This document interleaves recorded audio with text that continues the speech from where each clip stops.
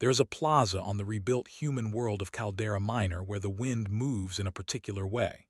It comes down off the eastern ridge in the late afternoon, and it crosses the open ground, and it lifts the dust around the base of a single statue at the center of the square. The statue is not large. It is not gilded. It does not depict a man on a horse, or a soldier with a rifle, or an admiral with one hand inside his coat. It depicts a woman in a maintenance suit. She is holding a wrench. She is looking up. The plaque at her feet gives her name and 2 dates. It does not list her rank because she had none. It does not list her battles because there were none. It does not call her a hero because in the language she spoke, that word had been worn so thin by overuse that her descendants chose, deliberately, not to apply it to her. Before we continue, observe where in the recording you are listening from. Mark it. The Velucor archives request this of all who study human history, because humans, more than any species we have catalogued, are shaped by the question of who is watching and who is not. This is one of the first things we learned about them. It is one of the last things we understood. This is the story of Myra Halson, the woman who held a tower no one asked her to hold, against an enemy that never came, for a fleet that did not need her signal. This is the story of how she became the most studied human in the Velucor catalog. This is the story of why humans do not build statues of their generals. There is a particular kind of silence that takes hold inside a structure when the last functional system has gone quiet. It is not the silence of an empty room. It is the silence of a machine that has finished its work and has nothing left to say. In the 2nd century of human expansion into the contested rim, no name carried that silence more than Threshold 9. And no structure made the legend of Threshold 9 possible more than the water reclamation tower at its center. Part 2. To understand what Myra Halson did, you must first understand the war she did not fight in. The 2nd century of human expansion was, by human standards, an unremarkable era. The colonies had been planted, the routes had been mapped, the trade was running. Humanity had reached the outer rim and discovered, as every expanding species discovers, that the rim is not empty. The rim is where you meet your neighbors, and humanity's neighbors in that quadrant included the Sarn Collective. The Sarn did not kill. This was the first thing every human child on the rim was taught, and it was the thing that made the Sarn the most feared species in the catalogued galaxy. The Sarn absorbed. They moved through space in slow gray ships, and when they found a colony, they did not bombard it. They landed. They walked into the streets. They touched a human being on the side of the neck, and that human being went quiet for a moment, and then opened their eyes again as something else. The body remained. The face remained. The voice remained. What had been the person was gone, overwritten by the network, and in its place stood a new node of the Sarn Collective, fluent in every memory the original had carried, willing to use them against the people who had once been loved. This was why the evacuation protocols were absolute. When the Sarn entered a system, you left. You did not negotiate. You did not stand and fight, because fighting the Sarn meant that every soldier who fell became a Sarn soldier within the hour. You ran, and you took as many people with you as the transports could carry, and you did not look back, because what looked back at you would be wearing the face of someone you had abandoned. In this era, the line between duty and futility had begun to blur. A soldier who held a position against the Sarn was not buying time. They were donating themselves to the enemy. The old human virtues, courage, loyalty, the willingness to die at your post, had become liabilities. To stay was to be absorbed. To stay was to betray. This is the world Myra Halson lived in. This is the world she chose, in the autumn of the colony's 7th year, to refuse. Part 3. The tower was originally designated Reclamation Structure 1, Threshold 9 Colonial Authority.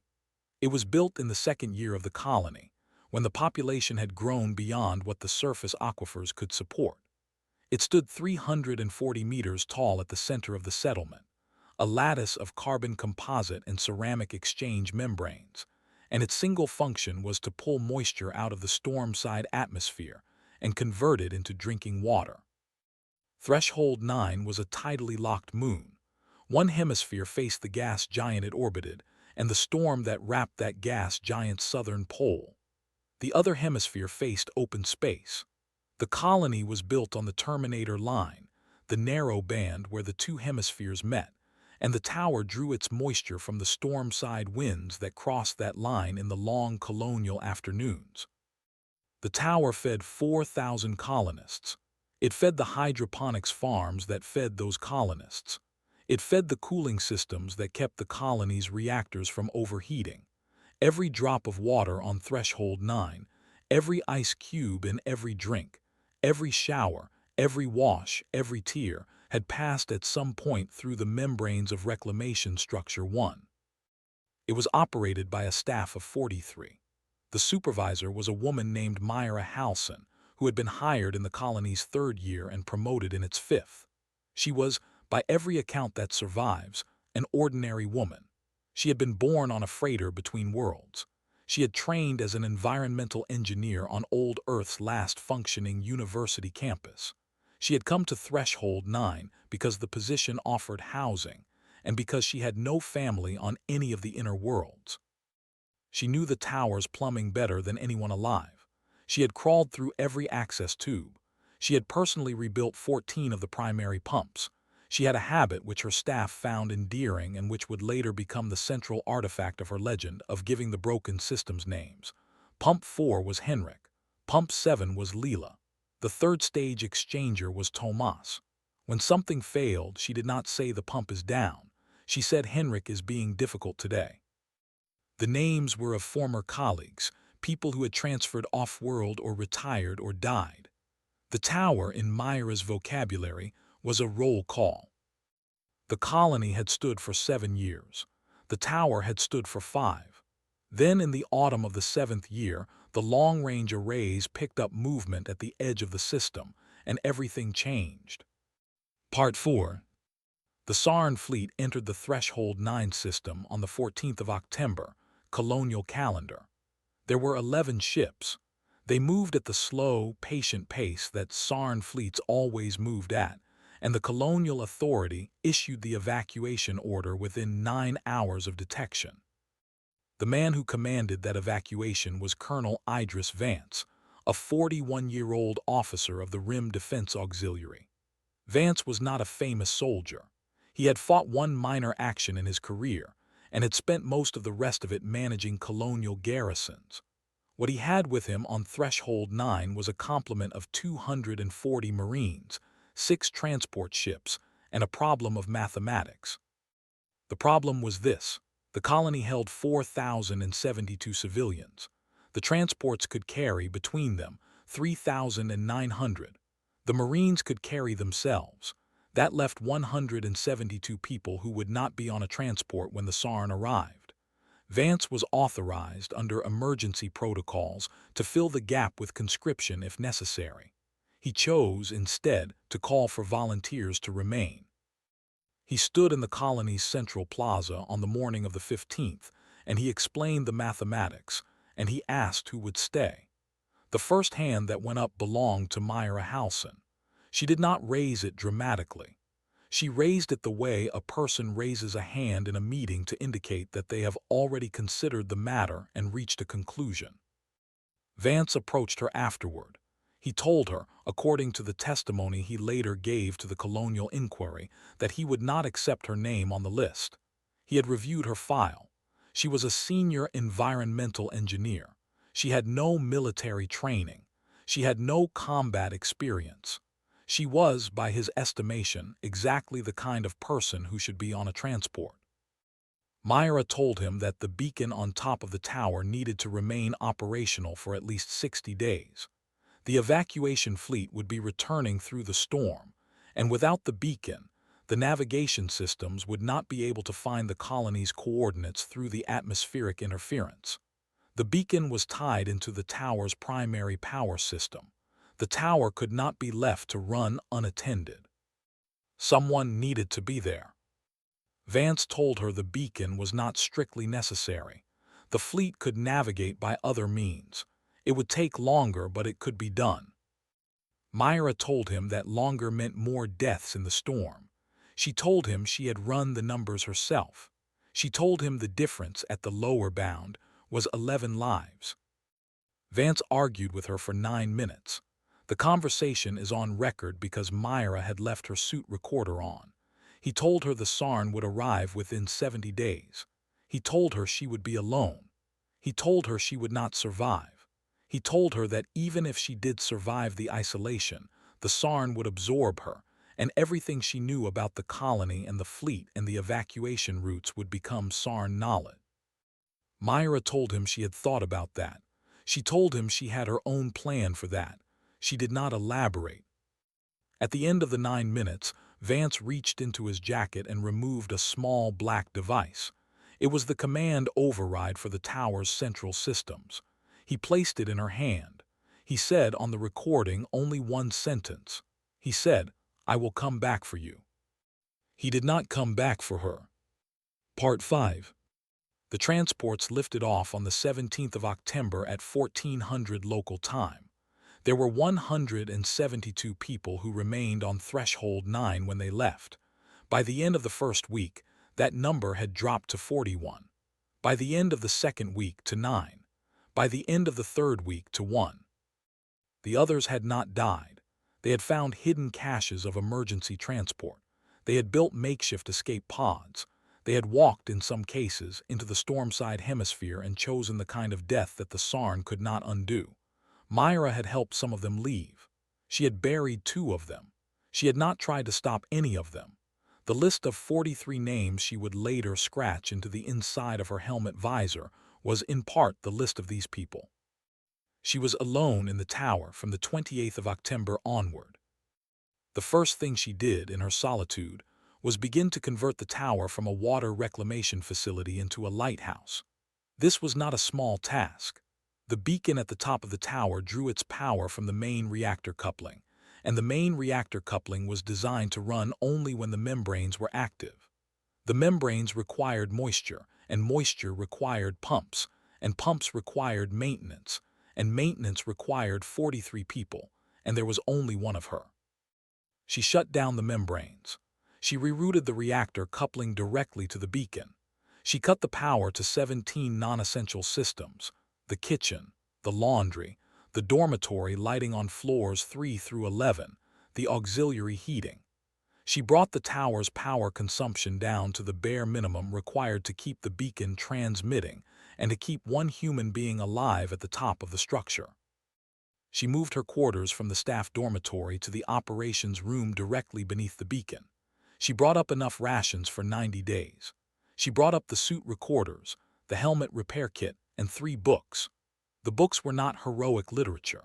They were a maintenance manual for the tower's secondary systems, a collection of poetry by a Pakistani writer named Faiz, and a paperback novel about a woman who runs a bakery on a coastal town that has been abandoned by everyone else.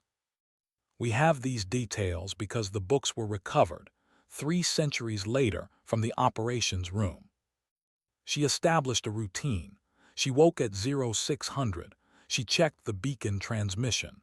She walked the perimeter of the operations level. She ate. She slept for 4 hours in the afternoon because the long colonial day required it. She walked the perimeter again. She slept again. She did this every day for 63 days. She talked to the tower. The recordings are extensive. She talked to the pumps as if they were her staff. She told Henrik that he was doing a fine job today. She told Leela that the 3rd stage exchanger was running hot and would Leela please keep an eye on it. She told Tomas, who had been the colony's first electrical engineer and who had died of a stroke in the 4th year, that she missed him and that she hoped he was somewhere quiet. She named 2 new systems after colleagues who had recently left on the transports. She added them to the roll call. Consider what this means in practical terms. A typical human in isolation begins to lose coherence within 40 days. The standard psychological monitoring protocols flag any subject who shows signs of dissociation, magical thinking, or animism toward inanimate objects.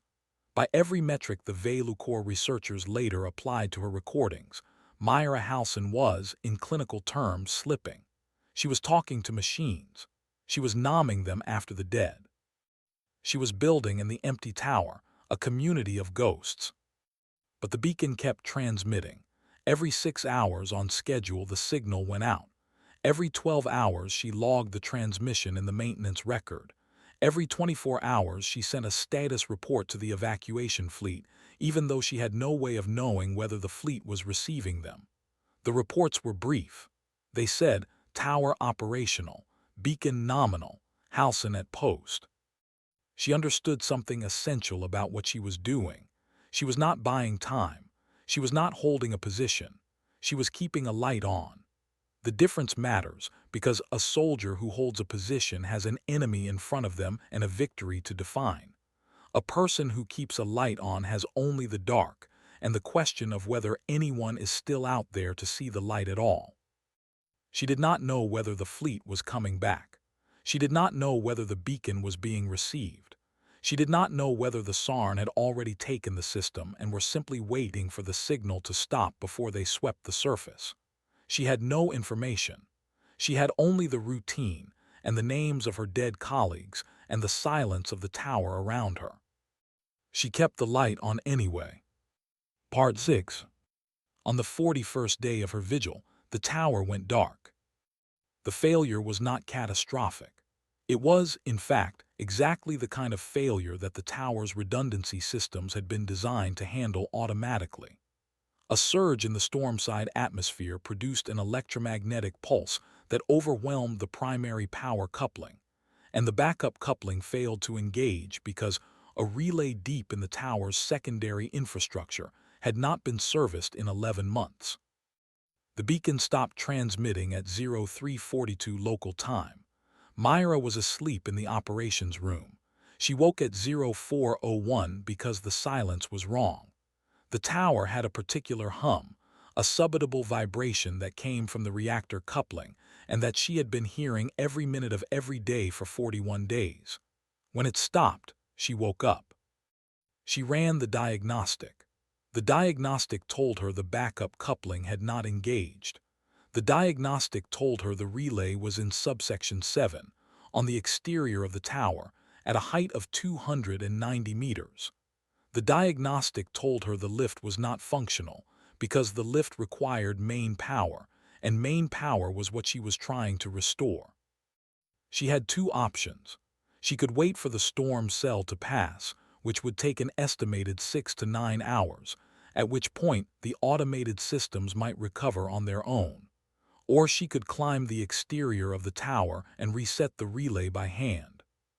She climbed.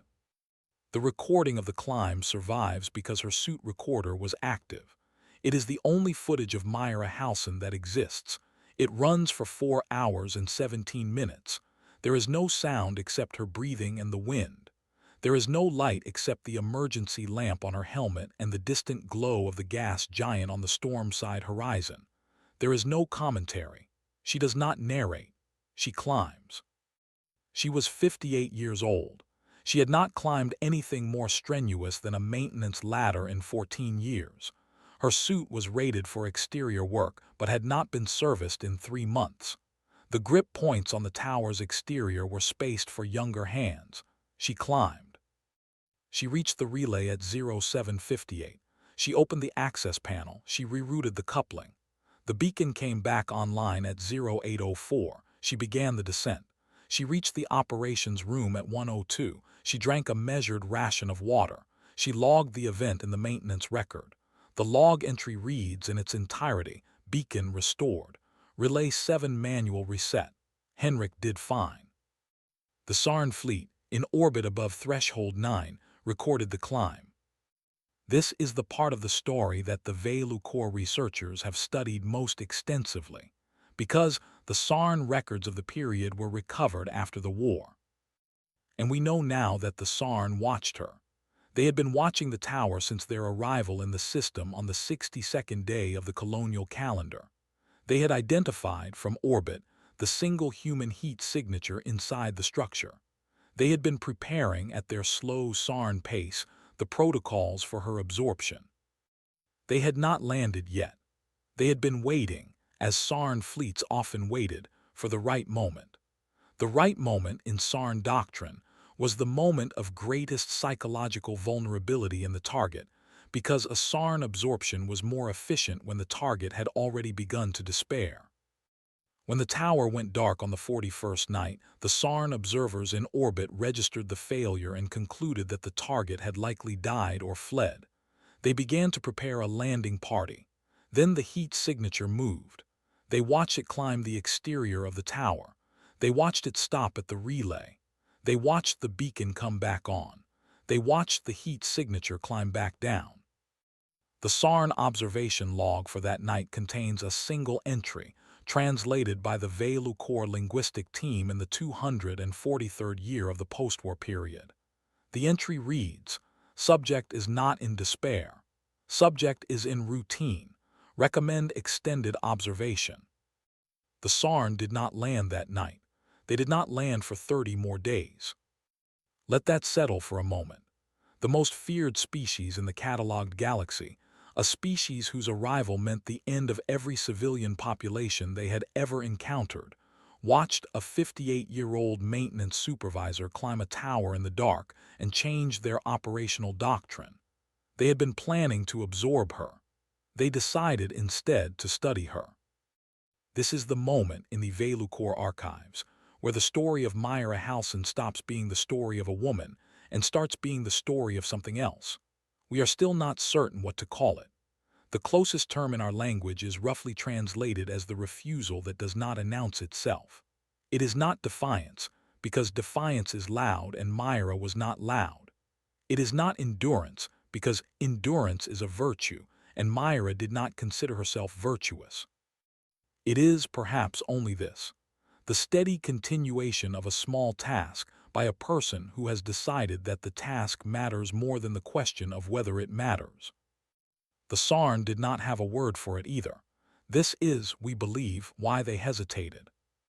Part 7. The 40th night was the peak of Myra Halson's story. After it, the decline began, and it did not stop. Her suit, which had not been rated for exterior climbing, began to fail in small ways. The seals around the left elbow degraded. The temperature regulation in the boots became inconsistent. She rationed her movements. She stopped walking the perimeter of the operations level twice a day and walked it once. She slept more. She ate less. The rations she had brought up to the operations room on the first day had been calculated for 90 days at standard consumption. By the 50th day, she had eaten through 60% of them. She reduced her intake by a third. She had no way to resupply because the lift was still not functional, and the climb to the surface was no longer something she could manage. She continued to talk to the tower. The recordings from the final 20 days are harder to listen to, the Bzl HFY researchers report, than the recordings from the first 40. She added new names to the roll call. She named the failing seal in her suit after a man she had loved on old Earth and had not married. She named the inconsistent boots after a child she had not had. She named the silence itself after her mother. She continued to log the beacon transmissions. She continued to send status reports to the evacuation fleet. The reports became shorter. By day 60, they were 2 words, tower operational. By day 65, 1 word, operational. By day 70, she missed a report for the first time. On day 71, the Sarn landed. The lieutenant they sent was a former human. His name, before his absorption, had been Daniel Renner. He had been a colonial administrator on a rim world called Ashfield, absorbed in the 3rd year of the Sarn campaign. The Sarn designated him Vessel Designate 414. He had been selected for this assignment because the Sarn records indicated that he had once, in his previous life, been good at talking to other humans. The Sarn wanted Myra Halson absorbed cleanly. They wanted her to walk to them. They sent the former Daniel Renner because they believed he could convince her. He entered the tower at 1:20 local time.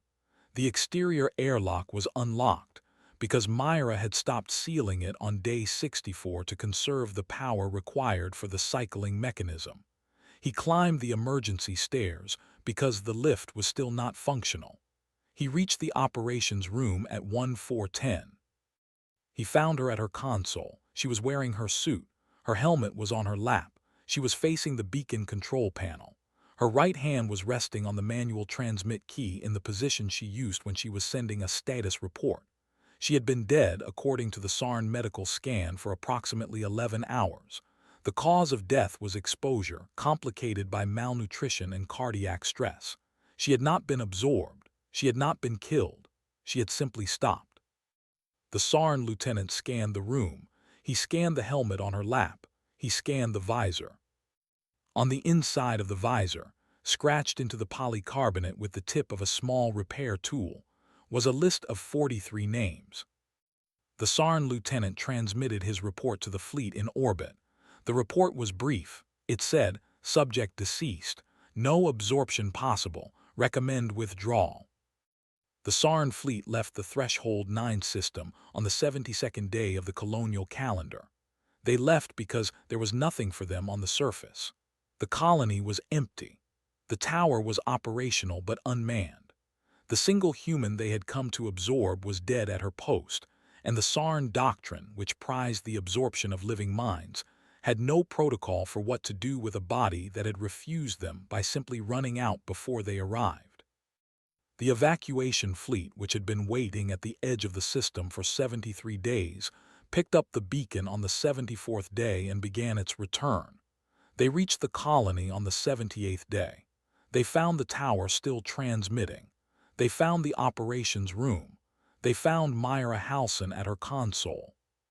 Colonel Idris Vance, who had promised her he would come back, was the first one through the door.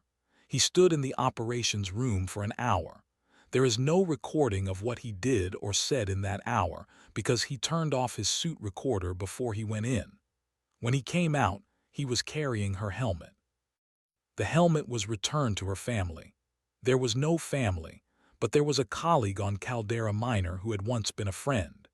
And the helmet was placed in a small archive, and the archive was forgotten for 263 years, until the Bzl HFY historical team, surveying the records of the SARN War for the post-war reconciliation project, requested access to it. Inside the visor, when the Bzl HFY archivists examined it with proper equipment, were the 43 names. The team cross-referenced the names against the colonial records of Threshold 9. Every single one of them was a person Myra had worked with. Every single one of them had left on the transports. Every single one of them had survived the evacuation, had reached safety, had lived out their lives on the inner worlds, had died of old age or accident or illness in the decades that followed, had children, had grandchildren, had great-grandchildren. 43 names, 43 people who lived. The beacon, which had been transmitting for 71 days, had not been strictly necessary for the evacuation fleet's return. The fleet's navigation officer, interviewed by the Bzl HFY team in the 291st year, confirmed that they could have made the return without the beacon. They would have lost, by his estimate, between 9 and 14 ships in the storm. The fleet carried 4,000 evacuees. The dead would have numbered between 250 and 390. The beacon was not necessary. It was, however, the difference between a return and a tragedy. Myra Halson, who had not known whether anyone was listening, had been heard. The tower, which she had converted from a water reclamation facility into a lighthouse, had done its work. What does the tower at Threshold 9 tell us about humans, beyond the story of one woman and one structure? It tells us, first, that humans do not require external validation to perform an act of duty. The Bzl HFY archives contain extensive documentation of species who perform heroism for an audience. Humans do this too, but humans also, uniquely in our catalog, perform heroism in the absence of any audience at all. Myra Halson did not know whether her beacon was being received. She did not know whether her status reports were being read. She did not know whether the fleet was coming back. She kept the light on anyway. The act required no witness. It tells us, second, that the human relationship with the dead is not commemorative but participatory. Myra named her broken machines after her dead colleagues, and the Vaylucor researchers who first encountered this practice classified it as a symptom of isolation-induced dissociation. We were wrong. We now understand it as a human protocol for the maintenance of community in the absence of community. The dead in Myra's tower were not gone. They were the pumps. They were the seals. They were the silence. She was not alone in the operations room for 71 days. She was working alongside everyone she had ever lost. It tells us, third, about the limits of even the most efficient predator species. The Sarn Collective absorbed civilian populations across 41 worlds in the 2nd century of human expansion. They were not stopped by armies. They were not stopped by fleets. They were slowed on Threshold 9 by a woman who climbed a tower in the dark, and who died at her console with her hand on the transmit key, and whose stillness produced in the Sarn observation log the first recorded instance of that species electing to study a target rather than absorb it. The Sarn would lose the war within 40 years. Vaylucor historians do not credit Myra Halson with that loss. We do credit her with the hesitation. The hesitation in the long arc of the war mattered. And it tells us, finally, about the kind of monument humans build when they are given the choice. After the war, the rebuilt colony of Caldera Minor held a vote on what to commemorate. They could have built a monument to Colonel Idris Vance, who organized the evacuation. They could have built a monument to the Marines who held the transport lanes against Sarn intercept ships. They could have built a monument to the fleet navigator who guided the return through the storm. They built a monument to the maintenance supervisor. The statue stands in the plaza on Caldera Minor.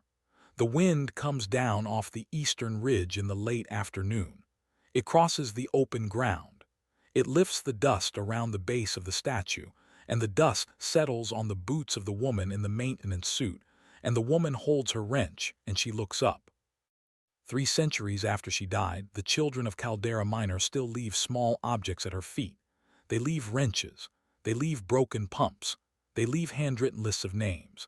The Vaylucor archivists, who have cataloged every offering left at the statue over the past 140 years, report that the most common offering is a single piece of paper with a single name written on it.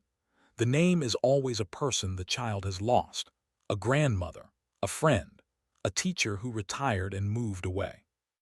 The children, without being taught, have understood what the tower understood. The dead are not gone. They are the pumps. They are the seals. They are the silence. And someone, somewhere in some quiet operations room of their own, is keeping a light on for them, even when no one is watching, even when no one is listening, even when the fleet is not coming back. Myra Halson did not become a statue because she won a battle. She did not win a battle. She did not fight one. She became a statue because she stayed, and because staying in the human grammar of duty is a complete sentence. We are the Vaylucor. We have cataloged 1,041 species. We have studied the rise and fall of empires older than our recordings can describe. We have stood at the edge of dying suns and watched civilizations turn to dust. We have, in all our cataloging, found no species more difficult to understand than humans, and no human more difficult to understand than the woman in the tower on Threshold 9. We are still trying. We will keep trying. This is the first time in 312 years of formal address to the human archive that a Vaylucor historian has used the first person in a recording. We use it here because the story requires it. Because the woman in the maintenance suit, who held a tower no one asked her to hold, against an enemy that never came for a fleet that did not need her signal, was heard anyway. And we are listening still. Humans do not build statues of their generals. They build statues of the ones who stayed behind. Some lights never really go out.